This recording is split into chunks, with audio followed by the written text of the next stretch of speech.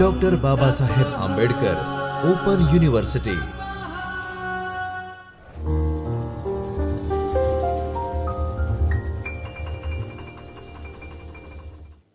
નમસ્કાર વિદ્યાર્થી મિત્રો, ડૉક્ટર બાબા સાહેબ આંબેડકર ઓપન યુનિવર્સિટીના ચૈતન્ય સ્ટુડિયોમાં હું રોશની પ્રજાપતિ આપ સૌનું હાર્દિક સ્વાગત કરું છું। વિદ્યાર્થી મિત્રો, આપણે નેક્સ્ટ લેક્ચરની અંદર જોતા હતા કે SKTM 204 અને SKTS 204 એ પેપર વૈદિક સાહિત્ય અને ઉપનિષદમાં આપણે વિશ્વામિત્ર નદી સંવાદ સૂક્તની અંદર ઋગ્વેદ અને અથર્વવેદના કેટલાક નિયત મંત્રોને આધારે વિશ્વામિત્ર નદી સંવાદ સૂક્તમાં આપણે મંત્ર 7 સુધી આપણે જોઈ ગયા હતા। હવે આપણે આજે મંત્ર 8 વિશે જોવાના છીએ। 1 થી 7 મંત્રો સુધી આપણે જોઈ ગયા છીએ। આપણે આ સંવાદ સૂક્તની અંદર 13 મંત્રો જોવાના છે।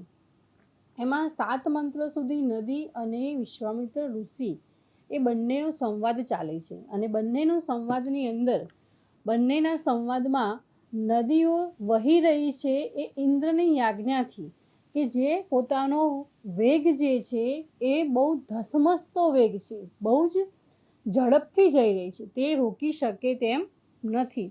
એટલે અહીંયા વિશ્વામિત્ર પોતાને જવા માટે માર્ગની માંગણી કરે છે નદીઓ પાસે। એટલે વિશ્વામિત્ર ઋષિ કહે છે કે નદીઓને તમે તમારો વેગને થોડીવાર થોભી રાખો। એમ એકબીજા પોતાની વાતને અહીંયા સંવાદ દ્વારા, મંત્રો દ્વારા અને સંવાદ દ્વારા નદી અને વિશ્વામિત્ર એકબીજાને પોતાના સંવાદથી પોતાની વાત કરે છે। અહીંયા નદીઓ પણ કહે છે કે અમે અમારું જે આ કાર્ય કરી રહ્યા છીએ એ ઇન્દ્રની આજ્ઞાથી અમે કરી રહ્યા છીએ અને અમારી આજુબાજુ જે વૃત્ર નામનો રાક્ષસ હતો, જે વૃહી નામનો રાક્ષસ, આપણે આગળના મંત્રોમાં બધા જોયા જ છીએ, એ બધા રાક્ષસોને દૂર કરીને ઇન્દ્રએ અમારો માર્ગ કરી આપ્યો છે, તો અમારો માર્ગ અમે રોકી શકતા નથી, એમ નદીઓ વિશ્વામિત્રને કહે છે।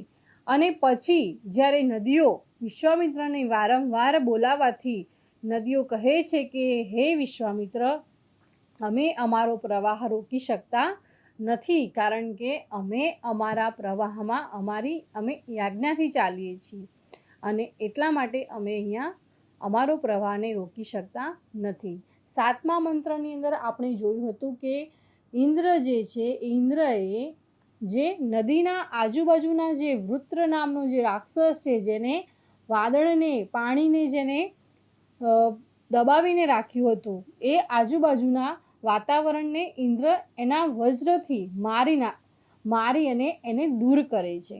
તો એ રીતે એના નદીના પ્રવાહને આગળ થપાવે છે। હવે અહીંયા આપણે મંત્ર 8માં જોવાના છીએ કે હવે આ મંત્રની અંદર નદીઓ વિશ્વામિત્રને શું કહે છે।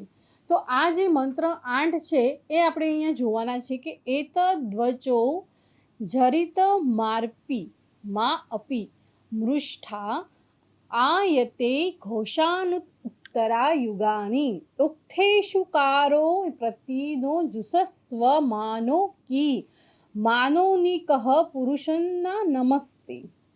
અહીંયા જે આપણને પદપાઠ બતાવ્યો છે કે એતત એટલે આ, વચ એટલે વાણી, જરિત એટલે સ્તોતા, મા અપી મૃષ્ઠાહ એટલે મૃષ્ઠા અહીંયા ભૂલી જવું। અહીંયા આ મંત્રની અંદર આપણે જોઈએ છીએ કે આ મંત્રમાં એતત વચ એટલે વાણી, અહીંયા વચ એટલે વાણી અને જરિત શબ્દ જે છે એ અહીંયા નદીઓએ વિશ્વામિત્ર માટે અહીંયા સંબોધ્યો છે કે સ્તોતા।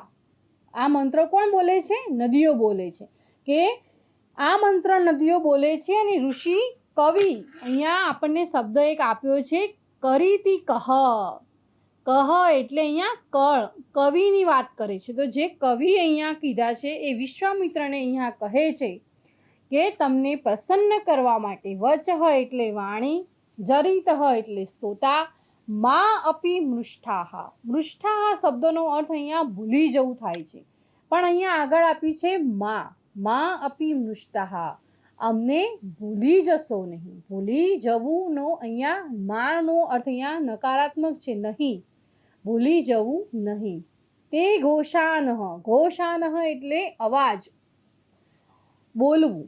ઉત્તરા એટલે પછીના, યુગાની એટલે યુગોમાં, આગળના યુગોની અંદર. ઉક્થેષુ સ્ત્રોત્રોમાં, કારોહ એટલે કવિ, ઇતિ પ્રતિ નઃ અમારો. નહ શબ્દ અહીંયા જે છે એ વયમની જગ્યાએ અહીંયા નહ લખાયો છે કે એટલે અમે પોતે પોતાની બહુવચનમાં અહીંયા આપ્યું છે નહ એટલે અમારો. જુસસ્વ સ્વીકાર કરો. મા નહ ની કરીતી કહ એટલે કોણ. પુરુષત્રાહા એટલે પુરુષોની વચ્ચે. નમઃતે નમસ્તે કરે છે કોને? પુરુષોની વચ્ચે. અહીંયા નદીઓ જે છે એ બંને નદીઓ હે જરીતઃ વિશ્વામિત્રને સંબોધીને કહે છે કે હે જરીતઃ. જરીત શબ્દનો અહીંયા અર્થ હે સ્તોતા, હે વિશ્વામિત્ર. અહીંયા નદીઓ જે આ મંત્ર છે એ મંત્રની અંદર તમે અમને પ્રસન્ન કરવા જે વાણીનો ઉપયોગ કરો છો તેને ભૂલશો નહીં, કેમ કે તમારી આ વાણીથી ભવિષ્યમાં આવનારા બીજા યુગના માણસો પણ અમારી પ્રાર્થના કરી શકે. વળી મંત્રના ઉત્તરાર્થમાં નદીઓ એવી પણ વિનંતી કરે છે કે હે કારુ. કારુ શબ્દનો અહીંયા અર્થ છે હે કવિ. હે કવિ, કાવ્યની રચના કરનાર જે છે એ કવિ, અહીંયા સ્ત્રોતોમાં તમે અમારો સ્વીકાર કરો.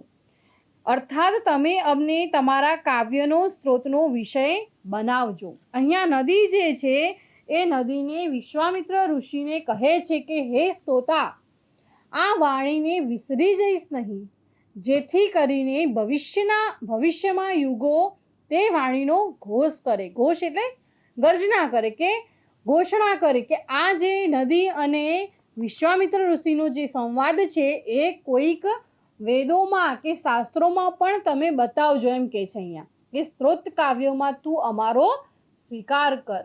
એટલા માટે તો અહીંયા ઋગ્વેદની અંદર નદી સંવાદ સૂક્તની અંદર નદીઓ અને ઋષિઓના સંવાદ સૂક્તોની વાત કરી છે. લોકોમાં અમને તિરસ્કાર પાત્ર ન બનવા દઈશ. આવું નદીઓ કહે છે વિશ્વામિત્રને કે અમે તમને મદદ તો થઈશું જ, પણ અમે જે અત્યાર સુધી જે સંવાદ કર્યો છે અને તમારી વાણીને અમે ન સ્વીકારતા, અમારો વેગ નથી રાખ્યો રોકી, એટલા માટે કહે છે કે લોકોમાં અમને તિરસ્કાર પાત્ર ન બનવા દઈશ, તને નમસ્કાર હજો. એમ કરીને નદીઓ વિશ્વામિત્રને નમસ્કાર કરે છે. અને અહીંયા આપણે કેટલાક શબ્દોનો અર્થ છે જે આપણને કહે છે કે જરીતઃ, જૃ, સ્તુતો એ પરથી બનેલ કર્તુવાચક નામપદનું અહીંયા સંબોધન કરેલું છે કે હે સ્તુતિ કરનાર. અહીંયા આપણને વિશ્વામિત્ર માટે અહીંયા શબ્દ વાપર્યો છે કે હે સ્તુતિ કરનાર. મા અપી મૃષ્ઠાહા, મા અપી મૃષ ધાતુ જે અહીંયા છે એ વિસ્મરણના અર્થમાં છે કે ભૂતકાળ મધ્ય પુરુષનું એક વચનનું રૂપ છે. અહીં મા શબ્દ જે છે એ નકારાત્મક છે કે ભૂતકાળના ક્રિયાપદમાં આગળ લાગતો અટ આગમનો અહીંયા જે અ છે એ દૂર કરવામાં આવેલો છે. એટલે અહીં આપણનો અર્થ થાય છે મા અપી મૃષ્ઠાહા, મા અપી મૃષ એટલે વિસ્મરણ થવું, મને ભૂલશો નહીં. આ ઘોષાનઃ, આ ઘૃષ શબ્દનો અર્થ છે ઘોષાનઃ એટલે આપણે નથી કહેતા ઘોષ કરવો, જય ઘોષ કરવો, અવાજ કરવો, ઘોષણા કરવી, જાહેરાત કરવી નું વૈદિક સંકેતાર્થ અહીંયા લેટ લકારના પ્રથમ અન્ય પુરુષ બહુવચનનું રૂપ છે. ઉક્થેષુ એટલે કે સ્તોત્રોમાં, જે સ્તોત્રોની અંદર જે કહેવામાં આવે છે એ સ્તોત્રોની અંદર અહીંયા નદીઓ વિશ્વામિત્રને કહે છે કે આ મંત્રો અને આ સંવાદોની અંદરથી સ્ત્રોત કાવ્યમાં તું અમારો સ્વીકાર કરજે. મા ની કહ, મા ની કૃહ. મા ની કહ એટલે અપમાનિત કરવું. મૂલતઃ ક્રુ ધાતુ જે છે અહીંયા એનું થાય છે કે અપમાનિત. મા ની કહ, ત્રણ શબ્દોના અર્થ ત્રણ શબ્દો છૂટા છે. ધાતુનું અદ્યતન ભૂતકાળનું રૂપ છે, પરંતુ અહીંયા જે ની છે એ ઉપસર્ગના યોગમાં ધાતુનો અર્થ બદલાતા તથા મા અવ્યયનો યોગ હોવાને લીધે ભૂતકાળના ક્રિયાપદમાં આગળ લાગતો અટ આગમનો અ એ દૂર કરવામાં આવેલો છે. એટલે અહીંયા નિકૃમાં, નિકૃ એટલે અપમાનિત કરવું. પુરુષત્રા લોકોની મધ્યમાં, અહીં આવેલો ત્ર જે છે એ પ્રત્યય છે. ની વચ્ચે, ની મધ્યમાં એવા અર્થમાં અહીં લગાડવામાં આવે છે. અહીંયા આપણે કેટલાક શબ્દોના અર્થ જોયા. ફરી આપણે એક વખત અહીંયા એનો અર્થ સમજી લઈએ કે નદીઓ જે છે એ નદીઓ વિશ્વામિત્રને હે સ્તોતા, હે જરિત. આવો પ્રશ્ન પૂછાઈ શકે કે જરિત શબ્દનો અર્થ કોના માટે ઉલ્લેખાયો છે, અથવા તો જરિત શબ્દ જે છે એ કોના અર્થમાં અહીંયા વિશેષણમાં મૂક્યો છે. તો અહીંયા વિશ્વામિત્ર ઋષિ માટે હે જરિત, જરિતનો અર્થ અહીંયા સ્તોતા એટલે કે જે કાવ્યની રચના કરનાર છે, જે સ્તોતા એટલે જે સ્તુતિ કરનાર છે એવા ઋષિને અહીંયા નદીઓ એ સંબોધીને કહે છે કે આ વાણીને વિસરી જઈશ નહીં. તમે જે અત્યાર સુધી અમારી પાસે જે વાણીથી માંગણી કરી છે અને જે આજીજી કરી છે એ વાણીને તમે વિસરી જશો નહીં, જેથી કરીને ભવિષ્યમાં યુગો તે વાણીનો ઘોષ કરે. હે કવિ, સ્તોત કાવ્યમાં એટલે કે કંઈક શાસ્ત્રોમાં કે કોઈ વેદોમાં તું અમારો સ્વીકાર કર અને લોકોમાં અમને તિરસ્કાર પાત્ર ન બનવા દઈશ. એટલા માટે તો આપણે નદીઓને પૂજીએ છીએ. આપણે નદીને શું કહીએ છીએ? માતા સમાન ગણીએ છીએ અને નદીને માતા કહીને આપણે નદીની પૂજા કરીએ છીએ. એમ કહીને નદીઓ વિશ્વામિત્રને તને નમસ્કાર હજો એમ કહીને અહીંયા આ એમનું સંવાદ પૂરો કરે છે. હવે આગળનો મંત્ર આપણે જોઈએ છે. મંત્ર જે 9 છે એ 9મા મંત્રની અંદર વિશ્વામિત્ર ઋષિ જે છે એ નદીઓને જવાબ આપે છે કે ઓ શુ સ્વસારહ, સ્વસારહ. જો અહીંયા સ્વશુર શબ્દ છે, સ્વસારહ, સ્વસાર શબ્દનો અર્થ અહીંયા બહેન થાય છે. ઓ શુ સ્વસારહ. કારવે શૃણોતઃ યયોઃ वो दुरादनशा रथेन नीसु नमध्वं भवता सुपारा अधो अक्षाः सिन्धवः श्रोत्यायाभिः. અહીં પદપાઠ આપ્યો છે ઓ ઇતિ સુસ્વસારઃ કારવે શૃણોતઃ યયોવઃ દુરાતઃ અનસા રથેન નીષુ નમધ્વં ભવતઃ સુપારા અધ અક્ષાઃ સિન્ધવઃ સ્ત્રોત્યામિ. હે સ્વસારહ, અહીંયા શું કહે છે? હે સ્વસારહ એટલે અહીં સ્વસાર શબ્દનો અર્થ સ્વશુ, સ્વશુનો અર્થ અહીંયા બહેન. હે સ્વસારહ કારવે ઓ શૃણોતઃ, હે બહેનો. સ્વશુ એટલે બહેન. બહેન તેનું સંબોધન અહીંયા બહુવચનમાં આપ્યું છે. તમે અહીંયા કારું કીધું. આપણે આગલા મંત્રમાં જોયું 8મા મંત્રમાં કે કારું શબ્દ છે તે કવિ માટે વપરાયો છે. એટલે વિશ્વામિત્ર જે છે એ નદીઓને સંબોધીને કહે છે કે હે બહેનો, કારવે સુ ઓ શૃણોતઃ. કારવે એટલે આ જે કવિએ જે રચના કરેલો સ્ત્રોત છે, આ સ્ત્રોત રચનારના વચનને હવે તમે સાંભળો. સુ ઓ શૃણોતઃ, શૃણોતઃ એટલે સાંભળો. અનસા રથેન દુરાત વહ યયોઃ સુની નમત્વમ. શું કહે છે અહીંયા કે આ સ્ત્રોત જે છે એ સ્ત્રોતને હવે તમે સાંભળો. અને અનસા રથેન દુરાત. અહીંયા અનસા શબ્દનો અર્થ ઋગ્વેદની અંદર ગાડા માટે આપેલો છે અને અહીંયા રથેન શબ્દ જે છે એ રથ છે. રથ અનશા રથેન દુરાત વહ યયોસુની નમદ્વમ. હે બહેનો, આ સ્ત્રોત રચનારના વચનને સાંભળો. એ તમારી પાસે દૂરથી ગાડા અને રથ વડે આવ્યો છે. કૃપા કરીને સુપારાહ ભવતઃ. કૃપા કરીને તમે ખૂબ નીચા નમો. હે નદીઓ, તમે સહેલાઈથી પાર કરી શકાય તે માટે. સુપારાહ એટલે તમે સહેલાઈથી પાર કરી શકાય તે માટે નીચા પ્રવાહવાળી બનો. જેથી સ્ત્રોતયામી અધો અક્ષાહ. અધ અક્ષાહ, અધઃ એટલે નીચે. અધઃ અક્ષાહ સિંધવઃ. સિંધવઃ શબ્દ જે અહીંયા છે તે નદીઓ માટે આપ્યો છે અહીંયા બહુવચનની અંદર.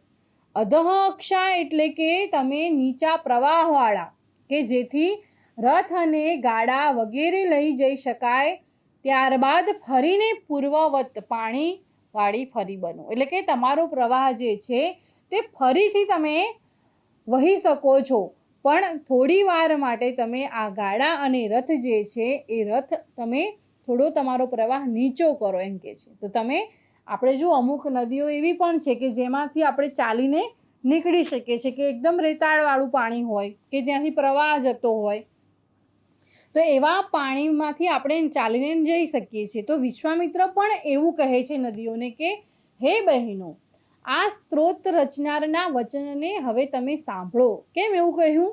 કારણ કે નદીઓએ 8મા મંત્રની અંદર વિશ્વામિત્ર ઋષિને હે સ્તોતા, હે જરિત એના નામથી એમને ઉલ્લેખ કર્યો છે, બોલાયા છે, સંબોધન કર્યું છે વિશ્વામિત્રને. એટલા માટે વિશ્વામિત્ર હવે કહે છે કે હે બહેનો, હે સ્વસાર, શ્વસુ એટલે બહેન, હે બહેનો, આ સ્ત્રોત રચનારના વચનને સાંભળો. એ તમારી પાસે દૂરથી આવ્યા છે અને ગાડા અને રથ વડે આવ્યા છે, તો કૃપા કરીને તમે વયો સુની નમદ્વમ, તમે ખૂબ જ નીચા નમો એમ કે છે. નદીઓને કહે છે તમે તમારો પ્રવાહ નીચો કરો. હે નદીઓ, સુપારાહા ભવત, તમે સહેલાઈથી પાર કરી શકાય તે માટે નીચા પ્રવાહવાળી બનો, જેથી સ્ત્રોતત્યાભિઃ યધો અક્ષાઃ સિંધવઃ, જેથી રથ ગાડા વગેરે લઈ જઈ શકાય, ત્યારબાદ ફરી તમે પૂર્વવત, પહેલાંની જેમ, પૂર્વવત એટલે પહેલાંની જેમ પાણીવાળી બની જશો. એટલે કે ફરી પાછા તમે તમારો પ્રવાહ વહેતો કરજો અને વેગપૂર્વક ચાલજો. અહીંયા આપણને કેટલાક શબ્દો આપ્યા છે. સુપારાહા એટલે સહેલાઈથી પાર કરી શકાય તેવી. અધો અક્ષાહા ધરીની નીચે રહે તેવા. અનસા શબ્દોનો અર્થ આપણે આગળ જ જોયો, આગળ મંત્રમાં છે, જુઓ અહીંયા.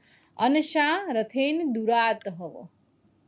અનસા શબ્દોનો અર્થ અહીંયા ઋગ્વેદમાં અન્ય સ્થાનોમાં અનસ રથના અર્થમાં પ્રયોજાયેલ છે, પણ અહીં આપણને એ અર્થનો અર્થ શું કરવાનો છે? ગાડા. કારણ કે બંને શબ્દ આપણને અહીંયા અલગ આપ્યા છે કે જો અનસા રથેન દુરાત એટલે કે રથ અને ગાડાઓ બંને વગેરેને અહીંથી લઈ જઈ શકાય એ રીતે તમે થોડા નીચા થાઓ, નીચા પ્રવાહવાળી બનો, એટલે કે તમારો પ્રવાહ ઓછો કરો અને એ રીતે અહીં રથ અને ગાડા વગેરેને લઈ જઈ શકાય અને ફરી તમારો પૂર્વવત પ્રવાહ પહેલાંની જેમ તમે ફરી એ પ્રવાહથી તમે વેગીલા બનો, પાણીવાળી બની જાઓ એમ કહે છે નદીઓને. અહીંયા સુધી આપણે મંત્ર 9 સુધી આપણે જોઈશું. તૈયારી કરજો અને હવે આપણે આગળ મંત્ર 10 આપણે આવતા લેક્ચરમાં જોઈશું. અસ્તુ, ધન્યવાદ. अध्यायः पर